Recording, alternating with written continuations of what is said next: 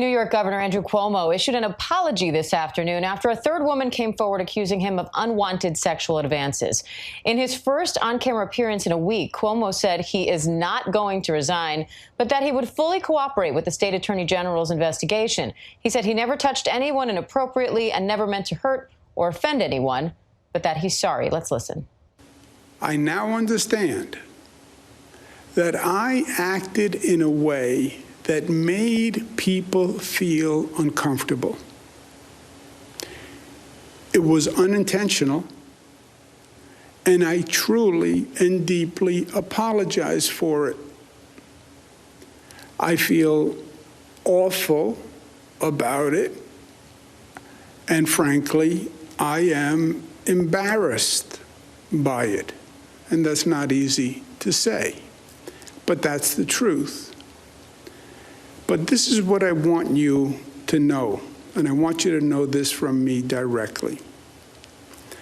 I never touched anyone inappropriately. I never touched anyone inappropriately. I never knew at the time that I was making anyone feel uncomfortable. Senior investigative reporter Aaron Katersky has been following the governor very closely. He joins me now for more on this. Aaron, this was Cuomo's first time responding to these accusations on camera. He had issued written statements before denying the first allegation, then attributed the second allegation essentially to a misunderstanding. He never responded to the third at all.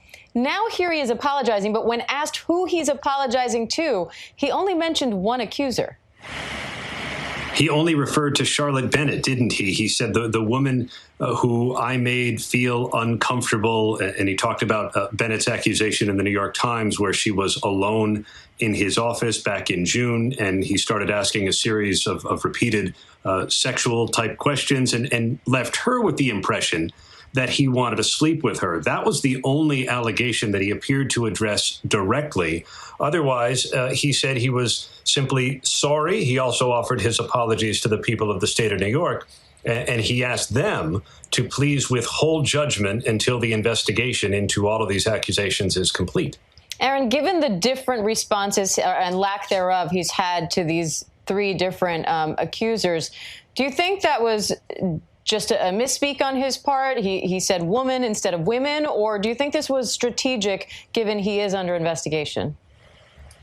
You know, it's hard to imagine Andrew Cuomo being anything other than strategic and deliberate with his words and actions. That's just the nature of how he functions. So you have to imagine it was a deliberate choice. In the past, he has flatly denied the accusations of Lindsey Boylan, the first former aide to come forward in recent days. She had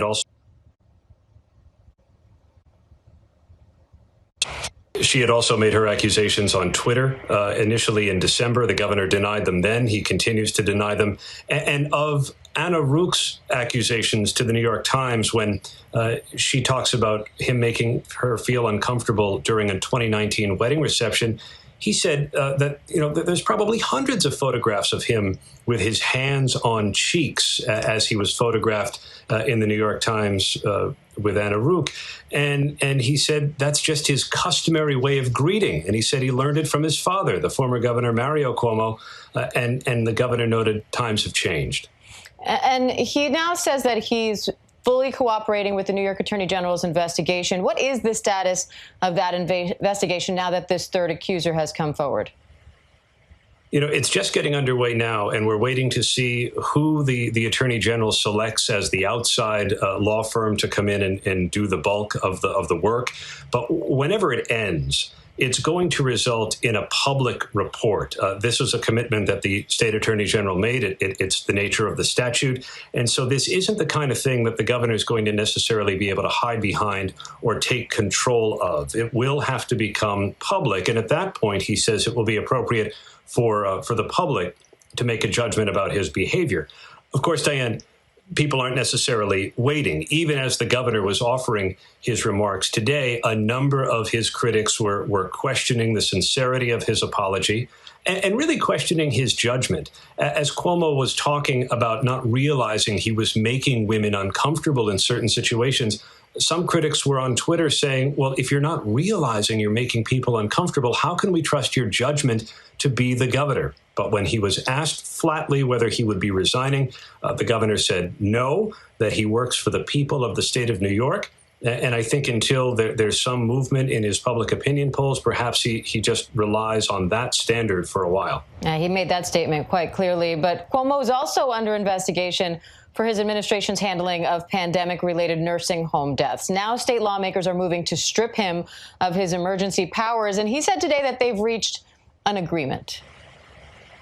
It was a really curious way that Cuomo put it, wasn't it, Diane? Because this is not how state lawmakers see it. They don't see themselves agreeing with Cuomo based on his nursing home death data handling. They see themselves as punishing Cuomo and acting as a check on his pandemic power. So on Friday, both the state assembly and state senate are going to, in all likelihood, pass legislation to give them a say over what emergency directives are initiated for the remainder of the pandemic and other health emergencies going forward.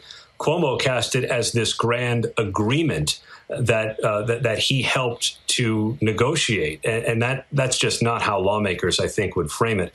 Cuomo is under federal investigation by both the FBI and the U.S. Attorney's Office in Brooklyn for how he handled the data about nursing home deaths in the pandemic.